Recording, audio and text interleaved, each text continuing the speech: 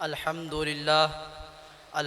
للہ وحدہ والصلاة والسلام علی من لا نبی بعدہ وعلی آلہ واصحابہ اوفوا عہدہ اما بعد فاعوذ باللہ من الشیطان الرجیم بسم اللہ الرحمن الرحیم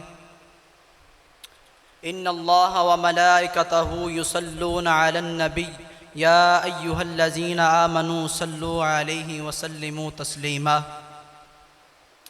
نازش مسند صدارت ساقیان میخانہ علم اور شمع علم کے جاں بکف پروانوں اور علم و آگہی کے مہکشوں، السلام علیکم ورحمۃ اللہ وبرکاتہ۔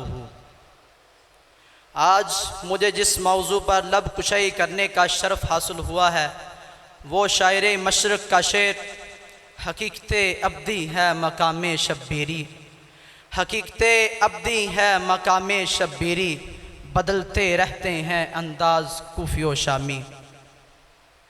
ابتدائے آفرینش سے لے کر آج تک انقلابات نے بہت سے روپ دکھائے۔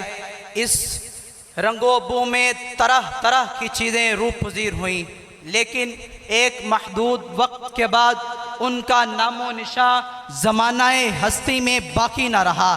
اس عالم حیات میں خلیل و نمرود بھی آئے، اس عالم حیات میں کلیم و فرعون نے مناظرات بھی کیے، صدیق و کذاب نے جنگ کی صورت بھی اختیار کی، اور حق و باطل کی سابقہ روایات کو برقرار رکھتے ہوئے شبیر و یزید بھی صف آراں ہوئے۔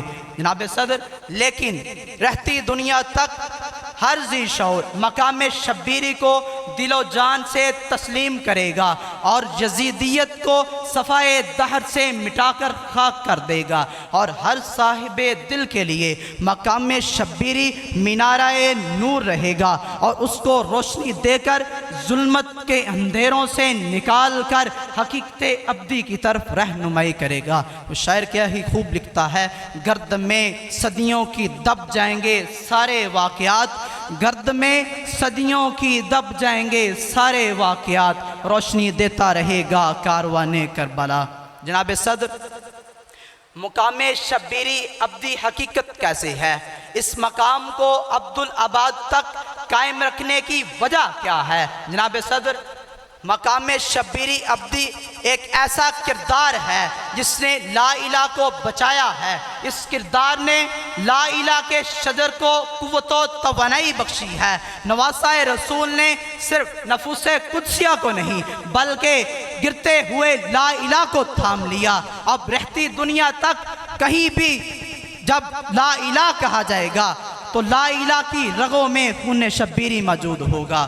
اب جب لا الہ حقیقت ابدی ہے تو مقام شبیری بھی، کردار شبیری بھی ایک ایسی حقیقت ہے جس حقیقت کو حقیقت ابدی کا نام دیتے ہوئے تعبیر کیا جاتا ہے۔ تو شاعر کیا ہی خوب فرماتا ہے، لا الہ تو پڑھ لیا لے مزہ تاثیر کا، لا الہ تو پڑھ لیا لے مزہ تاثیر کا، لا الہ کی تہ کے نیچے خون ہے شبیر کا، اور لا الہ کے پڑھنے والوں، لا الہ کے پڑھنے والوں، لا الہ سے پوچھ لو، لا الہ تو بچ گیا گھر لٹ گیا شبیر کا۔ جناب صدر، نواسہ رسول، جگر گوشہ بطول، سید الشہداء، امام الاحرار نے لمحہ بلمحہ لا الہ کی حفاظت کی۔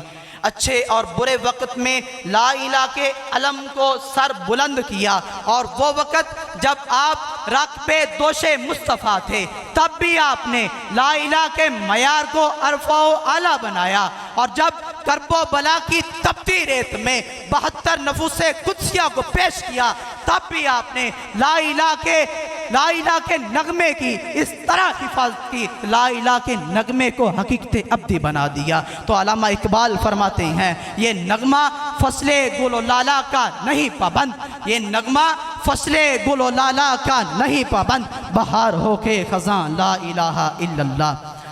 ارباب علم و دانش، آج شام و بغداد کی شان و شوکت سطوت غناتہ دی کرو فر زمانہ ہستی سے مٹ چکی ہے، ان کا کوئی نام لینے کے لیے تیار نہیں ہے۔ آج شام و بغداد کی شان و شوکت ایک عارضی بن کر رہ گئی ہے، ان کا نام و نشان مٹ چکا ہے۔ شاعر کیا لکھتا ہے؟ شوکت شام و فر بغداد رفت، شوکت شام و فر بغداد رفت، سطوت غناتائے ہم از یاد رفت۔